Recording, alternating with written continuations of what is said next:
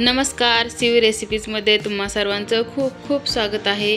तर आज आपण बनवणार आहोत गावाकडील गावरान भेंडीची भाजी। एकदम गावाकडच्याच पद्धतीने आपण हिला बनवणार आहोत।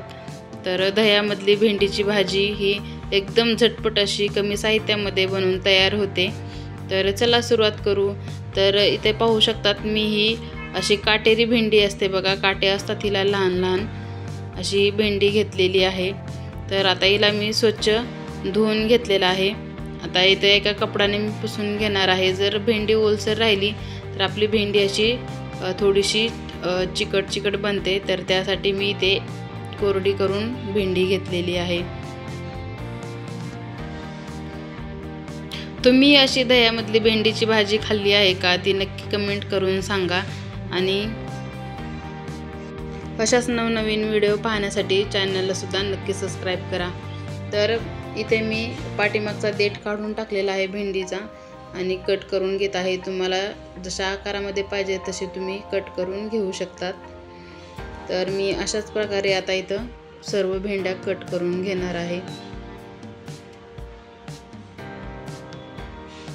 अशाच पद्धतीने तुम्ही एकदा ही भेंडीची भाजी नक्की बनवून बघा, तुम्हाला खरंच खूप आवडेल। तर आता इथे मी पूर्ण भेंडी कट करून घेतलेली आहे।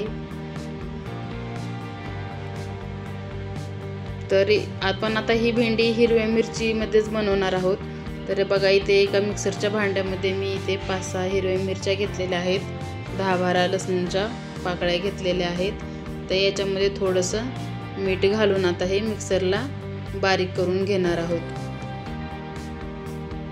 कढई गरम करून घेतलेली आहे, त्याच्यामध्ये 2 चमचे तेल घातलेलं आहे। याच्यामध्ये आता आपण इथे मोहरी घालणार आहोत। मोहरी छान अशी तडतडून घ्यायची। नंतर थोडेसे जिरे घातलेले आहेत। आता हा आपल्या हिरव्या मिरचीची आणि लसणाची पेस्ट सुद्धा घालून घ्यायची आहे, छान तेलामध्ये परतून घ्यायची आहे। आणि आता याच्यामध्ये आपण ही भेंडी घालून घेणार आहोत।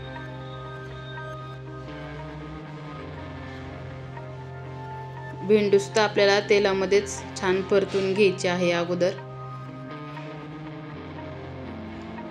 आता हे पूर्ण आपण इथे मिक्स करून घेऊया।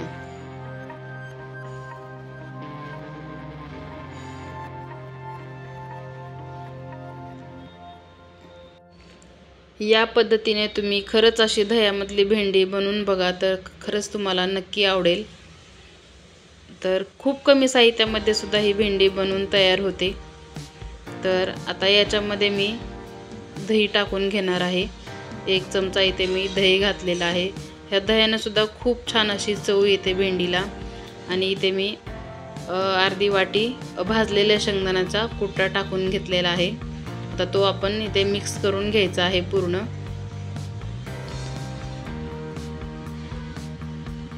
नंतर आता याच्यावर आपण असंच ताट झाकून ठेवणार आहोत 5 मिनिटं। आपल्याला ताट झाकून असंच तेलामध्ये आणि या दह्यामध्ये अशीच भेंडी आपल्याला मऊ करून घ्यायची आहे। याच्यामध्ये थोडंसं मी चवीपुरतं मीठ घातलेलं आहे। आपण मीठ अगोदरही घातलेलं आहे, त्याच्यामुळे मीठ थोडंसं घालायचं।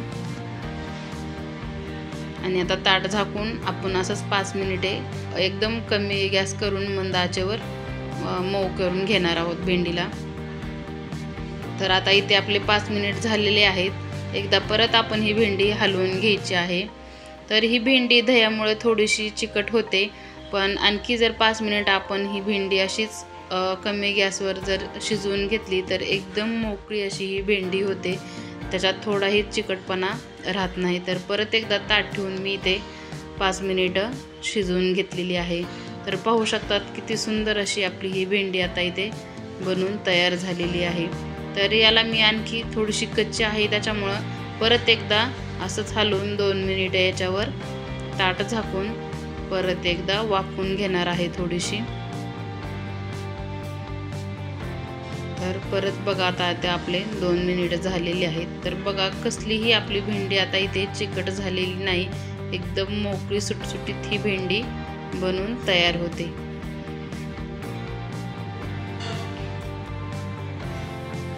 तर रेसिपी कशी वाटली नक्की कमेंटमध्ये सांगा आणि चॅनलवर जर नवीन असाल तर चॅनलला सुद्धा नक्की सबस्क्राईब करा, व्हिडिओला लाईक शेअर करा।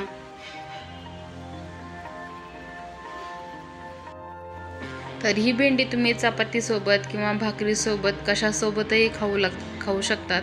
तर ज्वारीच्या भाकरीसोबत तर एकदम सुंदर अशी ही भेंडी लागते। तर खरंच तुम्ही एकदा नक्की ट्राय करून बघा आणि व्हिडिओ पूर्ण बघितल्याबद्दल खरंच खूप खूप धन्यवाद। थँक्यू।